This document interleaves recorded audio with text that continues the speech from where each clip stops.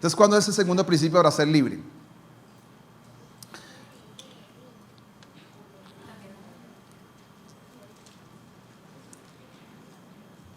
Voy despacio.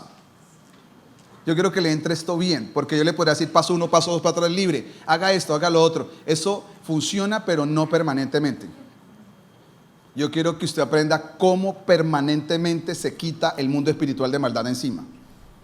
Sí, puede venir a tentarlo a uno, sí. Puede venir a atacarlo, sí. Pero que usted se lo puede quitar encima, se lo puede quitar encima. Porque una cosa es tenerlo viviendo y otra cosa es viviendo atacando, que eso es diferente. Pero viviendo, no podemos vivir con el enemigo, ni mucho menos dormir con él. Tenemos que ser libres en el nombre de Jesús. Entonces, cuando los judíos celebran la Pascua, va a pasar 4 cosas. Ellos van a poner 4 cosas, pero voy a enseñar nomás una. Van a poner 4 copas cuando van a celebrar esta fiesta. Ellos ponen 4 copas. Las 4 copas las llenan de vino.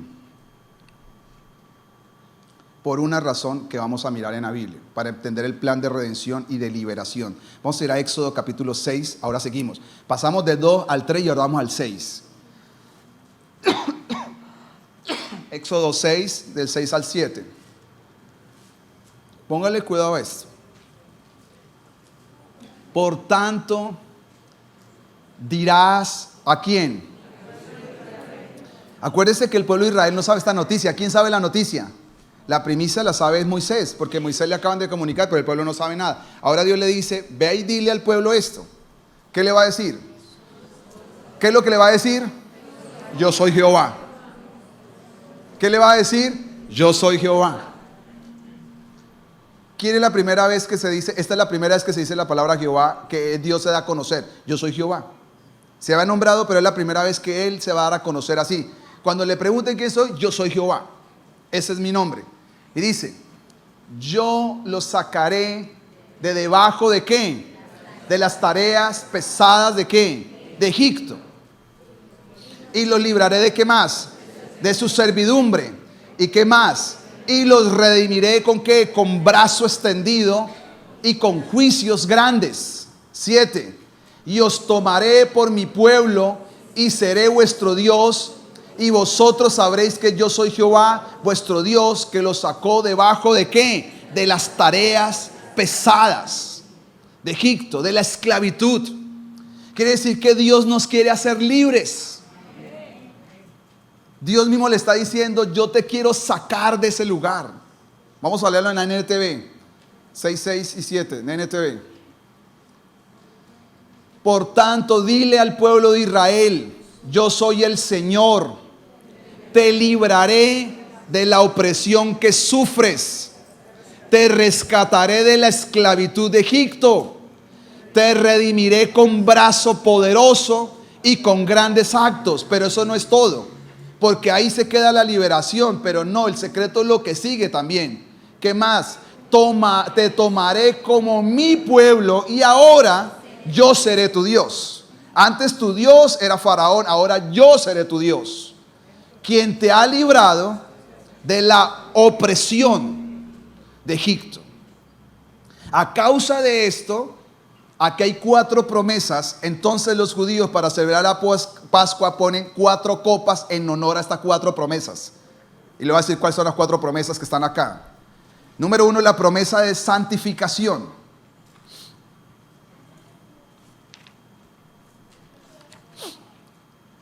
Número 2, la promesa de liberación. Número 3, la promesa de redención. Y número 4, la promesa de protección. Se lo repito. Promesa de santificación, promesa de liberación, promesa de redención y promesa de ¿qué? Entonces ellos llenaban con el vino, con el fruto de la vid, representando una copa, representaba ¿qué? Una promesa. ¿Y cuál es la primera promesa? Devuelvo otra vez a la Reina Valeria y lo va a decir, y lo leemos. 6. Por tanto, dile a los hijos de Israel que yo los sacaré de debajo. ¿Dónde estaban? Debajo. Entonces, ¿quién era el esclavo quién era el señor de ellos? sus trabajos. La manera como ellos estaban siendo esclavos era porque los pusieron a trabajar hasta no decir más. Trabaje y no ganaban dinero. Y dice, yo los voy a sacar ¿de qué? Del debajo de tareas pesadas. ¿Cuál es la segunda promesa? Y los libraré de estar esclavos a la servidumbre. ¿Y qué más? Y los redimiré. La palabra redimir es, los voy a comprar con un propósito. Voy a hacer una compra. Los sacaré de ahí para que sean ahora ¿qué? La cuarta promesa. Ahora serán míos. Ahora ustedes, yo seré su Dios, ustedes serán mi posesión. Y si usted dice, esto es como cuando usted juega fútbol y de pronto dice, bueno, en el equipo mío va a jugar Messi. Es decir, si Dios va con nosotros, vamos a ganar. Es lo que le está diciendo Dios a ellos. Ahora ustedes están en el equipo perdedores. Pero ahora van a estar en un equipo que van a ganar. ¿Por qué? Porque yo estoy con ustedes ahora. Porque ustedes serán mi Dios. Yo seré su Dios, perdón. Y lo que está diciendo acá son las 4. Dios los voy a santificar. Porque toda persona que ha estado demasiados años en la esclavitud es una persona que perdió su santidad. La esclavitud roba la santidad de las personas. Por eso es que hacemos los seminarios y por eso oramos por las personas, porque sabemos que el pecado está conectado a los demonios y los demonios inspiran los pecados. Es una conexión diabólica. Siempre va a ser así. Y el pecado roba la santidad del pueblo de Dios, y por estar en pecado es que estamos en esclavitud. Y la palabra dice que Dios nos saca. ¿Para qué? Con una primera promesa, para que seamos diferentes. Eso se llama santificación. Santificación es un proceso de transformación en la vida de una persona. La segunda promesa que habla acá es, yo te prometo que vas a ser libre. ¿Libre de qué? De los espíritus, de las ataduras, de todo aquello que nos ha atado por tantos años. Libre de todo lo que se llama esclavitud. Dice la tercera promesa que vamos a ser redimidos. Es decir, ahora tenemos que ser comprados. ¿Para qué? Para que ahora venga la cuarta promesa, y es, Dios dice, tú serás mi posesión, y como eres mi posesión, tienes mi protección.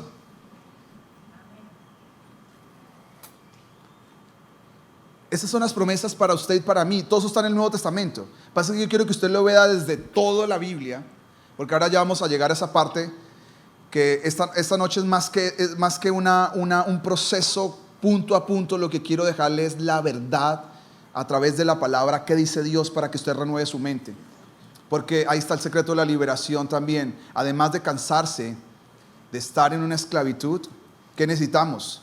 Comenzar a entender qué es lo que Dios tiene para nosotros, qué es lo que Dios planea. Dios no quiere vernos debajo de las tareas pesadas. Dios no le agrada vernos en la opresión. Dios no nos agrada vernos ahí esclavos todo el tiempo, toda la vida. Ese no es el plan de Dios. No es el deseo de Dios. No es el sueño de Dios. Entonces, ¿qué es lo que acabamos de leer en Éxodo 12? Lo que está diciendo es, para ser libres y ya salir de Egipto, ¿cómo se cierra? Tiene que morir el cordero. ¿Por qué tenía que morir un cordero? Porque ellos por años habían estado rebeldes, obstinados, apartados de Dios. Y la Biblia dice que la paga del pecado es muerte. Entonces, ¿cómo hacer si Dios mata a todo este pueblo por su pecado? Entonces, ¿qué hizo Dios? Que la consecuencia del pecado humano de Israel lo pague un cordero. Y la sangre será su liberación. Entonces, los cristianos, y ahora vamos al Nuevo Testamento, tenemos que poner 4 copas y tenemos que poner una quinta copa. Porque Jesús, en el Nuevo Testamento, dice su palabra, en Mateo 26, 39,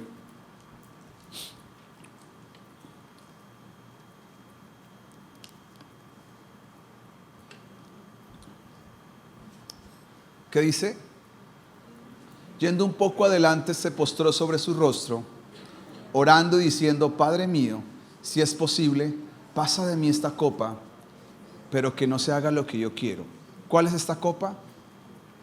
La copa de la ira de Dios. Para poder disfrutar de la santificación, de la liberación, de la redención y de la protección, alguien tiene que pagar el precio. Y en este caso, ¿quién va a pagar el precio? El Cordero sin defecto de 1 año pagaba el precio en el Antiguo Testamento. Él se bebía la copa de la ira y su sangre iba a ser señal de protección. En el Nuevo Testamento, ¿quién se toma la copa de la ira? Por causa de todos nuestros pecados y todas nuestras maldades y de todo lo que hemos hecho, Jesús. La Biblia dice en Mateo 26, 28, antes de esto, un poco atrás, dice la Biblia, porque esto es mi sangre del nuevo pacto, que por muchos es derramada para la remisión de los pecados. Está hablando acerca de su sangre. La sangre es la señal de ¿qué? Del nuevo pacto. Y esa sangre tiene que ser derramada para el perdón de los pecados. Porque la sangre será suficiente para calmar la ira de un Dios santo y a la vez la protección y la redención y la liberación de un enemigo que por muchos años ha querido esclavizarnos. Entonces, ¿dónde está nuestra liberación? La verdadera liberación está en si usted se aferra realmente a Jesús.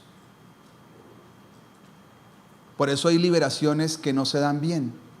Por eso hay liberaciones que son parciales, porque la gente no ha entendido el misterio de Jesús. Acá dice que para poder entrar en todo esto necesitamos beber de su copa, de su sangre, poder entrar en todo este misterio divino y poder comprender todo lo que Dios quiere hacer para nosotros. Y aquí vamos a leer Colosenses 2, 14 al 15, y vamos a unir ya toda la enseñanza porque hoy quiero terminar antes.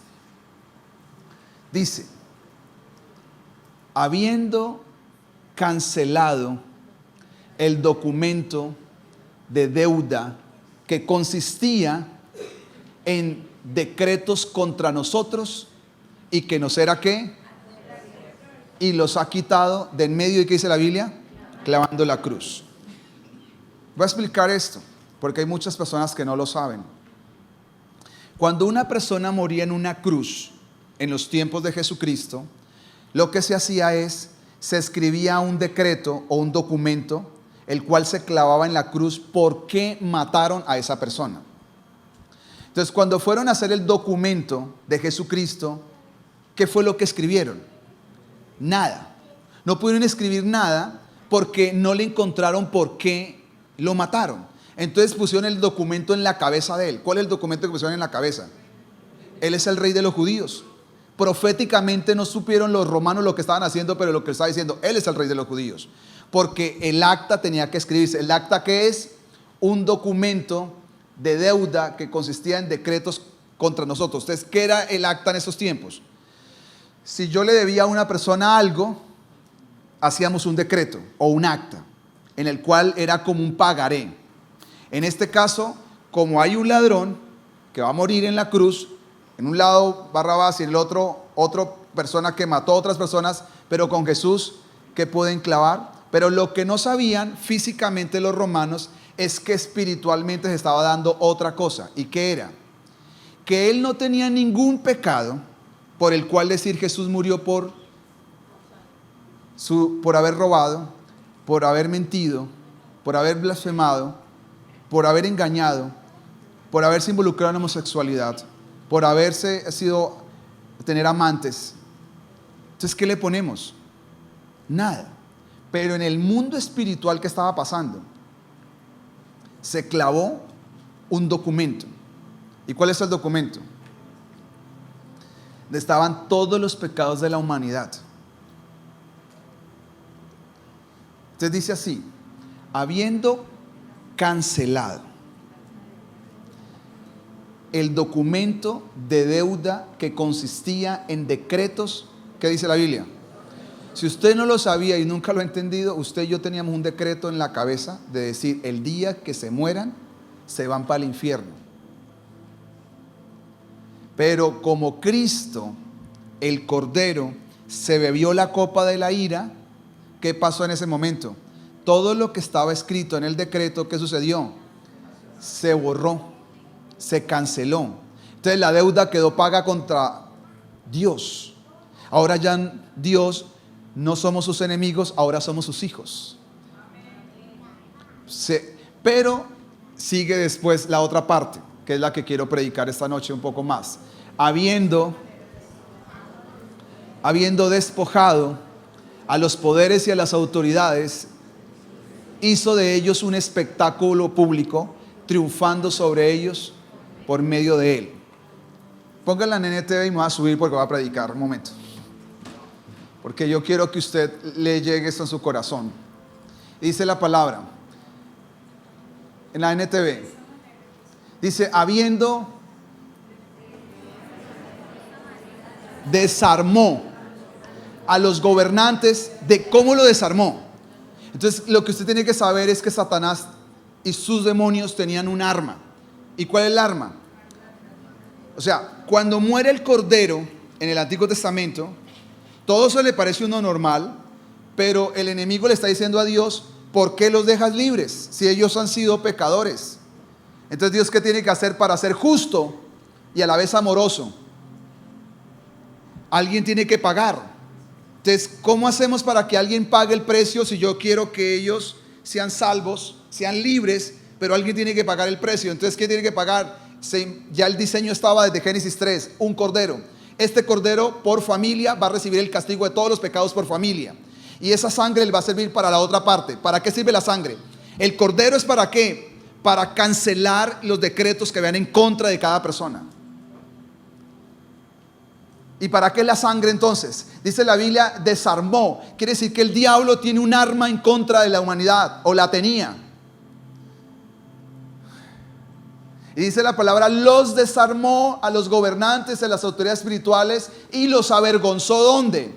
Públicamente en la cruz. Entonces, ¿para qué era la sangre? La sangre es para satisfacer la ira de un Dios santo, porque Dios no va a pasar por alto el pecado, porque Dios es santo. Porque Dios no puede hacer como uno como papá, bueno, sacámonos los locos que nuestros hijos están haciendo cosas malas o que alguien falló y nos vamos a hacer los locos. No es de eso. Dios no puede hacer eso porque Dios es santo, pero a la vez es amoroso. Entonces, ¿cómo hago para actuar en justicia y en amor? ¿Qué necesito? Que alguien tome el lugar y alguien reciba el juicio, y a mí ¿qué me tocó? El amor. Entonces, en la cruz, ¿qué sucede? El cordero se queda con el juicio de Dios santo y yo me quedo con el amor de un padre amoroso. Porque yo recibo lo que merecía el cordero y a mí me lo dan lo que recibía el hijo. Entonces la Biblia dice que el diablo llegó con su corte a la cruz. Por eso la tierra se puso oscura. Porque hay una evidencia en el Salmo 78 donde dice que el día que cayó la plaga de tinieblas en Egipto, son 10 plagas, Egipto se puso oscuro porque dice el Salmo 78 que Dios envió los ángeles destructores. Lo que oscureció a Egipto fue los ángeles destructores, y lo que oscureció el tiempo de la cruz fue los ángeles destructores, que llegaron todos a la cruz. ¿Y llegaron con qué? Con sus armas. ¿Cuáles son las armas que tenían? A Jesús no le pueden hacer daño, porque no hay pecado de acusarlo, pero tenían una acusación ¿contra quién? Entonces, mientras toda la gente estaba viendo el espectáculo de la cruz, que así lo llaman, la gente burlándose, riendo y todas las cosas, Jesús, ¿qué estaba haciendo? Continuamente estaba haciendo una oración: perdónalos porque no saben lo que hacen, perdónalos lo que saben lo que hacen. Pero en algún momento determinado todo se puso oscuro. Él dijo todo lo que dijo en la palabra de Dios. Pero paralelamente hay otra historia que nos está contando el apóstol Pablo, que ese día, mientras todo lo estaba sucediendo y todo estaba oscuro y un foco de luz celestial estaba en la cruz, dice la Biblia que de sus manos sigue goteando la sangre, de su espalda sigue goteando la sangre, de sus pies sigue goteando la sangre, de su costado. Jesús está goteando sangre y está goteando sangre, porque la sangre era el justo pago, vida por vida. La vida está en la sangre. El que mata a uno tiene que morir. La sangre, una vida por otra. Jesús dio su vida por nosotros. Y ahora el diablo comienza a gritarle y a decirle muchas cosas, y viene con sus armas. ¿Cuáles son sus armas? Sus decretos de todos los pecados de la humanidad. Pero él no sabe que mientras va cayendo la sangre, se van borrando, porque la palabra anular significa borrar. Se fue borrando todo lo que tiene. Cuando se da cuenta, se quedó con un libro que no tiene letras, porque se canceló la deuda. Toda está cancelada. Entonces dice la Biblia así, la palabra dice, los avergonzó. ¿Cómo los avergonzó si estaba en silencio, gritando, solamente diciendo Señor, perdónalos? Esta palabra avergonzar significa, los romanos, cuando alguien venía de la guerra. Cuando ven ustedes, por ejemplo, la película de Gladiador, que vienen de la guerra, que venía en la primera parte, viene de la guerra, y todos los reciben haciendo una fila. Eso se llama el desfile triunfal. El desfile triunfal sucedía que el comandante principal cogía al enemigo que acaban de capturar, al rey de otra nación, que no sé si qué someter, y cómo lo traían, amarrado y arrastrado, y en Roma se hacía un desfile triunfal. Todo el mundo comenzaba a aplaudir porque acaban de vencer al enemigo. Lo que está diciendo el apóstol Pablo acá: en la cruz hubo un espectáculo. Los demonios fueron a atacar a Jesús y los ángeles estaban a la expectativa. Todos los demás estaban mirando una cosa, pero estaba pasando otra. ¿Y qué era? Ellos están viendo el espectáculo. ¿Qué es el espectáculo? Que están cogiendo al diablo y lo están amarrando a Jesús porque está pagando el precio, y el diablo se queda sin armas. ¿Cuáles son las tres armas del diablo? La muerte, el pecado. Y ahora Jesús está quitando la muerte, Jesús está quitando el pecado, Jesús está quitando la maldad humana, está cancelando todo. ¿Para qué? Y queda amarrado, y por eso dice que lo presentó públicamente en una victoria en la cruz. Por eso dice la palabra: si el diablo hubiera sabido que la cruz era su muerte, nunca lo hubiera matado. Si Amán, esta mañana que estaba predicando, supiera que el palo que él erigió para matar a Mardoqueo, ese mismo palo iba a ser su muerte, esa es la figura del diablo en el Antiguo Testamento. Si el diablo hubiera sabido que ese palo que él levantó y que empujó para que Jesús matara, que cogió a un hombre y lo endemonió para decirle: llévelo a la cruz, entréguelo. Él pensaba que entregarlo era acabarlo, pero no sabía que la muerte de él era su destrucción. Entonces, ¿cómo somos libres? Es ponerle presión más a Jesús. Entonces, ¿por qué el diablo sigue actuando? El diablo no tiene ya armas. Lo único que le queda, ¿qué es? Acusar. Por eso llama Apocalipsis capítulo 12, versículo 9 y 10, que el diablo es ¿qué? El acusador de nuestros hermanos. Llegará un punto en la historia donde Dios lo va a lanzar. El diablo fue derrotado, pero no sé por qué misterio Dios lo deja que entre a veces a su presencia. ¿Y qué hace cuando va a su presencia? Lo único que va, ¿qué dice la palabra cuando va a la presencia de Dios? Lo único que va, ¿qué es? ¿A qué va?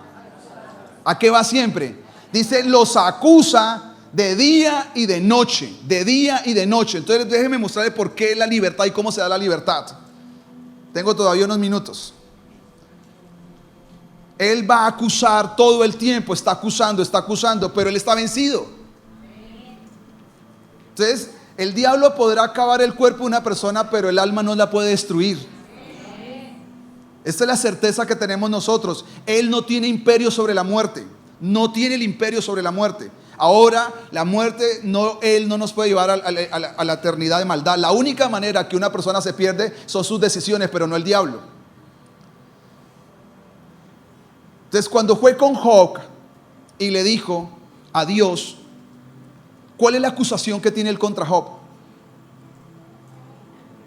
¿Cuál es? No tiene ninguna. Porque no tiene ninguna, no lo puede tocar. Él le dice: ¿no has visto a mi siervo? Yo sé lo que estaba haciendo, rondándolo. ¿Por qué no lo podía tocar? Porque él no tenía nada de argumentos para tocarlo. El único argumento que le sacó a Dios, ¿qué es? Él te ama por interés, pero no tenía otro argumento. Entonces, si el diablo está derrotado porque sigue y hace daño en algunos cristianos, no es por la victoria en la cruz, es porque tiene argumentos para seguir acusando por las cosas que se hacen fuera del plan de Dios. Por eso no tocaba a Job y no lo podía tocar. La única manera que lo tocó fue por un permiso de Dios, porque no hay manera de tocarlo, porque Job, dice la Biblia, era un hombre justo, recto y temeroso de Dios en todos sus caminos. Entonces, ¿dónde se da la liberación? La verdadera liberación se sella lo que ya Jesús hizo en la cruz. Y ahora viene lo tercero: cuando yo comienzo a vivir de acuerdo a ¿qué? A lo que dice la palabra de Dios. Ahí se da la liberación y se sella. ¿Por qué? Porque el diablo puede venir y rondarlo a uno, tratar de atacar, traer tentación, pero no le puede hacer daño. ¿Por qué? Lo puede acusar, pero no le puede dañar. ¿Por qué acusa a los hermanos? Acá no dice que acusa a los inconversos. ¿A quién acusa? A los hermanos. ¿Por qué los acusa? Porque hay algunos que hemos hecho cosas que a Dios no le agrada y no nos hemos arrepentido. Entonces el enemigo tiene un argumento para seguir acusando, pero no nos puede condenar. Condenar no, pero acusar sí. Entonces, ¿cómo lo sacamos de encima? Primero, hasta que usted no se canse de estar esclavo y quiera ser libre. Segundo, hasta que usted no tome en serio al Cordero de Dios. Jesús es suficiente, Él se bebió la copa para que yo fuese libre. Él recibió la justicia del Dios Santo para que yo pudiera disfrutar de la bondad de un Padre eterno. Él se bebió la maldición, la enfermedad para que yo fuese sanado, bendecido. Él recibió el castigo de mis pecados para que yo fuese perdonado. Él se hizo hijo de hombre para que yo fuese hijo de Dios. Todo es un intercambio divino que apareció. Y uno tiene que abrazar de verdadmente a Cristo, porque Cristo es suficiente para hacernos libres. No puede ser que un demonio puede ser más que Jesús. Entonces a veces por estar tan concentrado en tantas cosas del enemigo nos perdemos de vista la belleza y la maravilla de lo que es seguir a Jesús. Y dice la Biblia que toda la condenación ya fue borrada. Entonces, ¿cómo hace Él para seguir atacando solamente por acusaciones y acusaciones? Y la única manera que nos acusa, ¿qué es? Si dejamos de temer al Señor. Entonces el salmo que cierro estos 10 minutos, este salmo que lo he leído 85, porque esta es la última verdad que estoy enseñando, es vivir en la verdad. Presta mucha atención, o presto mucha atención a lo que dice el Señor. ¿Qué le dijo Jesús a Simón? Simón, Simón, presta atención, escucha, que diga Simón. Mire ese salmo. Presta atención ¿a qué? A lo que te dice el Señor. Esa es la tercera clave. ¿Qué es lo que le está diciendo Jesús a Simón? Presta atención a lo que estoy por decirte. Ahora dice aquí la palabra, presta atención ¿a qué? A lo que te va a decir el Señor. ¿Qué es? Pues Él da palabras de paz a su pueblo, ¿qué? Fiel. Pero no le permitas volver a sus necios caminos. Quiere decir que una persona puede volver a sus necios caminos. Y dice acá, presta atención a las palabras para que no vuelvas otra vez a tus necios caminos. 9. Sin duda la salvación de Dios está cerca de ¿quién? De los que le temen. En el Antiguo y el Nuevo Testamento la salvación de Dios está para los que le temen. Por tanto nuestra tierra se llenará. Y acá viene el misterio. El amor inagotable y la verdad que se encontraron. ¿Cómo Dios nos hace libres y sella la libertad de nuestras vidas? Primero, Dios necesita ver a alguien que ya quiere ser libre y que va a clamar por esa libertad. 2, tiene que apropiarse de lo que Jesús hizo. Ahí, por más que le haya vendido el alma al diablo, pero ahora se la va a vender a Dios. Dice, Señor, mi alma le pertenece. Jesús es el Cordero que se bebió la quinta copa para que yo disfrutara de las otras 4. ¿Y qué es? De la santificación, de la liberación, de la redención y de la protección. Él se bebió la quinta para que yo pueda vivir 4 bendiciones. Porque un cordero lo mataron y pusieron la sangre para poder salir de Egipto. Por un cordero de Dios, Él pagó el precio y murió, y su sangre fue derramada para que yo saliera del mundo y fuera a la tierra prometida. Pero viene lo tercero, dice, escucha mis palabras y presta atención para que tú no vuelvas a la locura de la necedad. Lo primero, dice, presta atención a eso. Tiene que encontrarse ¿qué? El amor con la verdad. Tiene que encontrarse el amor con la verdad. Proverbios capítulo 16, versículo 6 dice, con amor y con verdad se corrige el pecado, y con temor de Dios se evita. Entonces, ¿cómo se corrige el pecado? No puede ser solo con amor. No puede ser solo con la verdad. Por hoy se dice que en algún momento, para Dios corregir una persona, ¿qué dice? Tiene que encontrarse en el camino ¿qué? El amor y la verdad. El amor de Dios nos dice: yo te amo, di a mi hijo por ti, he dado todo para que tú seas salvo y te amo como eres. ¿Y qué le dice la verdad de Dios? Pero Dios no te quiere dejar así como tú estás. Dios te quiere transformar como su hijo amado y llevarte a la vida eterna. Por eso tiene que encontrarse el amor y la verdad juntos. Dios le dijo a una mujer pecaminosa que estaba en adulterio y que la estaban condenando y que le van a matar. ¿Qué le dijo? ¿Dónde están los que te condenan? No, todos se fueron, mi Señor. Entonces yo te digo que no te condeno, pero no vuelvas a pecar más. ¿Qué se encontró ese día esa mujer? Que hay un hombre que la abrazó y la amó. Dice: yo no te voy a condenar. Pero por otro lado hay un hombre que le dijo: pero si sigues pecando, te vas a pasar mal. ¿Cómo somos libres? Lo primero que tiene que pasar es que el amor y la verdad se tienen que encontrar. Usted tiene que comenzar a dejar que la verdad comience a entrar con fuerza en su corazón. Porque Dios va a corregir el pecado. ¿Cómo? ¿Cómo corrige Dios el pecado? Como amor y verdad. Y con el temor de Dios es que usted lo evita. Después, ¿qué tiene que pasar? Volvamos al Salmo, que el tiempo se me acaba. Dice, al Salmo no, en el 11. Rápido. El 10. Estamos en el 10, perdón. El amor inagotable y la verdad, ¿qué pasó? Se encontraron. La justicia y la paz se besaron. Acá no está hablando de besos apasionados. La palabra besara es amor fraternal. Quiere decir que primero tiene que encontrarse el amor con la verdad. Después, ¿qué se va a encontrar? La justicia con la paz. Cuando una persona comienza a caminar y acepta el amor de Cristo, acepta el perdón y la salvación, después tiene que comenzar a caminar en la verdad. Y cuando usted camina en el amor y la verdad, el fruto es la justicia. Porque comienza a caminar en justicia. Caminar en justicia es el fruto de caminar, hacer las cosas rectas en la tierra. ¿Y cuál es la consecuencia? Que usted va a vivir en paz. Por eso yo me he inquietado por mi propia vida. Yo todas estas predicaciones primero las predico yo para mi vida. Esto sale fruto de mis tiempos con Dios. Dios me habla y un montón de cosas. Y yo por mucho tiempo me he cuestionado: ¿por qué en el pueblo de Dios casi no tenemos paz? A veces vemos como tanto agobio. Eso puede pasar porque no es normal. Es normal que algún momento pase. Pero hay gente que vive continuamente agobiada, como triste, desanimada, todas esas cosas. Como la sintomatología es: no hay paz. Y yo le he hecho preguntas a Dios y Dios me ha ido respondiendo poco a poco.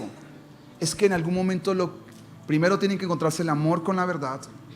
Y después la justicia va a entrar en intimidad con la paz. Quiere decir que las personas no van a tener paz mientras no caminen en justicia. Nunca. No van a tener paz. Siempre van a estar como agobiadas, porque hay algo que no ha estado todavía bajo la justicia de Dios. Pero llega lo que yo quiero llegar y dice: se encontraron las dos y la verdad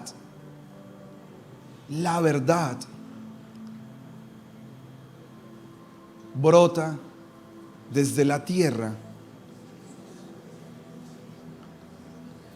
y la justicia. Entonces, ¿por qué habla de una justicia acá? La primera justicia. Dice Jesús: buscad primeramente el reino de Dios y su justicia. Quiere decir que en el cielo hay una justicia. Y acá dice: si en la tierra brota la verdad, ¿qué va a pasar en el cielo? La justicia comienza a sonreírle. Acuérdense que viene hablando de relaciones. Se encuentra el amor con la verdad. Se besan, la justicia con la paz. La verdad brota en la tierra y en el cielo hay alguien que le sonríe. ¿Y quién es? La justicia de Dios. No se pierda esto en su cabeza. Porque las verdades de Dios son sencillas, pero a la vez muy profundas. Y es ahí donde usted se libera. Dice acá el 12: si el Señor derrama sus bendiciones, póngale cuidado y verá, y nuestra tierra dará abundante cosecha. Y el 12, 13, la justicia va delante de él. ¿Cuál justicia? La que sonrió en el cielo. Es la que va delante de él como un heraldo, preparando el camino para sus pasos. Entonces, las personas que deciden caminar en justicia y en verdad son las personas que van a traer la justicia del cielo. Y una vez la justicia del cielo comienza a venir, detrás de la justicia viene Dios. Y donde está Dios es que todo es bendecido, dice este pasaje. Entonces, ¿cómo poder ser bendecido en todo? Es tener a Dios. Entonces, ¿cómo se da la liberación? Solo cuando Dios está. ¿Cómo atraer a Dios a mi vida? Necesito que ¿qué? Que la justicia se venga del cielo primero. ¿Cómo hago para atraer la justicia? En la tierra tiene que haber alguien que camine en verdad. Y para caminar en verdad tiene que caminar en justicia. Entonces, cuando yo comienzo a caminar en justicia, hacer lo recto, comienzo a tomar la verdad. ¿Qué pasa con la justicia? Comienza a sonreír del cielo y comienza a desacomodarse. Y una vez se sigue caminando en la verdad, la justicia comienza a decir: tengo que hacerle justicia a alguien que camine en justicia. Entonces, cuando la justicia ve que en la tierra hay alguien que camina en justicia y camina en la verdad, ¿qué sucede? Me tengo que ir. Entonces, ¿qué dice Dios? Vaya usted delante de mí, porque antes de que yo llegue a un lugar, solo voy a lugares donde caminan en justicia. Por eso Jesús dijo: buscad primeramente el reino de Dios. ¿Y qué? Y su justicia. Porque Jesús sabía que el que anda en justicia y el lugar donde se mueve la justicia tiene a Dios ahí en ese lugar. Entonces, Dios solamente va donde hay justicia. Y por eso Jesucristo es nuestra primera justicia, porque Él vino a morir para justificarnos delante de Dios. Y después, la verdad que me dice: por amor yo soy justificado, pero la verdad dice que yo tengo que caminar en justicia y a través de la verdad de Dios. Y eso pasa cuando yo vivo en justicia acá, comienza a venir la justicia. Y cuando desciende, Dios desciende. Y por eso pasa el versículo 12. Devuélvase. Sí, el Señor derrama sus bendiciones. Y nuestra tierra, ¿qué dice? Este es el secreto que Dios me dijo. Se lo puedo decir delante de mi Señor, que estoy en su presencia. ¿Por qué la gente no es tan bendecida? Porque la gente está buscando la bendición, pero no está buscando a Dios. El secreto es tener a Dios en su tierra.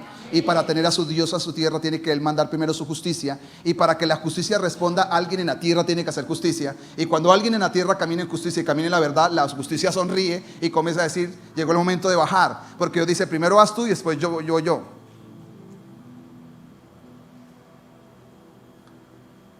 Entonces yo quiero que usted sea prosperado.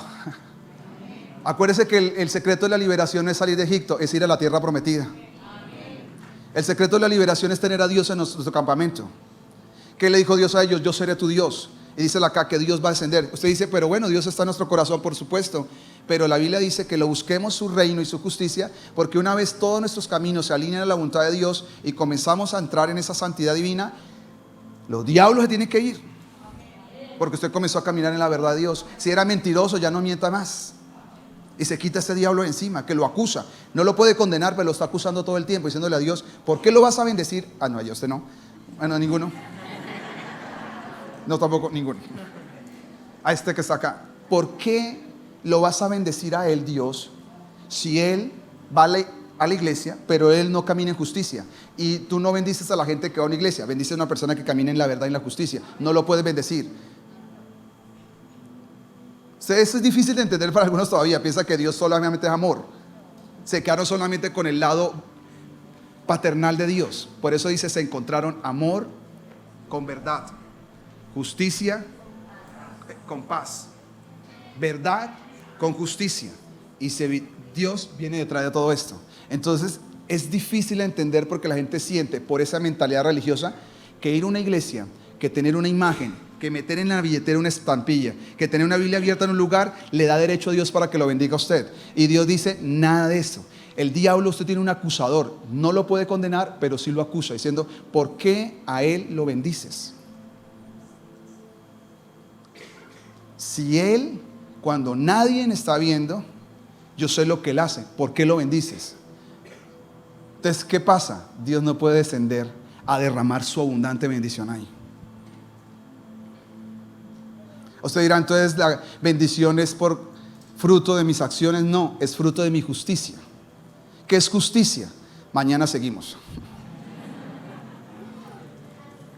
¿Qué es justicia? Porque cuando usted entienda que el reino de Dios y su justicia, todo será añadido. Si usted ora a Dios, salva a mis hijos, pero con esa misma oración los maldice, Dios por eso no lo ha podido hacer, porque usted no camina en justicia. Sus palabras no han sido redimidas. Sus palabras tienen dos lenguajes y tienen dos mensajes. Entonces cuando el enemigo quiere soltarle, dice que lo va a soltar si ella lo maldice todo el tiempo. Acuérdese, él no nos puede condenar porque fue vencido, pero sí está acusando todavía, molestando. Por eso a Job fue a molestarlo. ¿Por qué le dijo a Pedro, le dijo a Jesús, dame a Pedro? Porque todavía tiene acceso a acusar. Así que terminemos esta noche, démosle gracias a Dios. Mañana seguimos, mañana es el último día.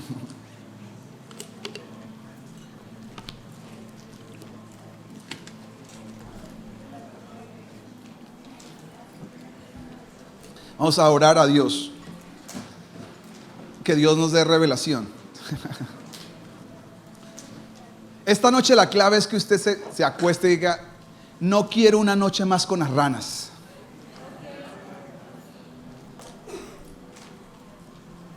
No quiero un día más en esclavitud. Si usted dice, esperemos hasta el próximo mes que termine el ayuno, eso es suyo. Jesús, gracias te damos esta noche. Gracias por este tiempo. Señor, la palabra ha sido puesta en la mesa y nosotros la queremos digerir, Señor. El Espíritu Santo es el que trae libertad. La liberación no es una persona, es Jesucristo, el Hijo de Dios, en la vida del creyente, Señor. Gracias, Señor, todopoderoso, santo y verdadero. Tu presencia vaya con tu pueblo y traigas en todos nosotros una profunda convicción de que si hay áreas que están en esclavitud, no podemos pasar más días con ella viviendo, Señor. En el nombre de Jesús, pon una convicción profunda en el poder de tu Espíritu Santo y que esta noche podamos descansar en paz. Amén y amén. Que Dios les bendiga a todos. Mañana a las 6 de la mañana.